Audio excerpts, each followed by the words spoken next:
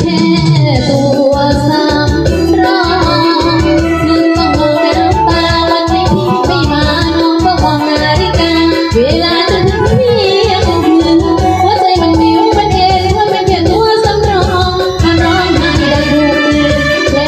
เป็นเจ็บปวดกล้ำเกินวันคืนเฝ้ามองประตูถึงจะรักเพียงใดไม่อาจห่วงเข้ามาชื่น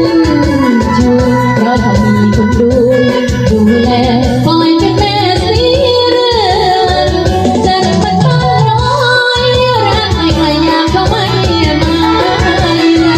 หายหน้าไปเป็นเดือนไม่เหลืออะไรตอนเจอกันมันแสนเศร้าแสนเศร้าแนวเงานอนหน้าตั้งเห็นเขามาอยู่หาคือมีกระสังฟังบ้านนี้นั้นหมดยอมปล่อยมาหาให้ก็วนน้ำหาสัญญาณน้ำพัดมีความหมาย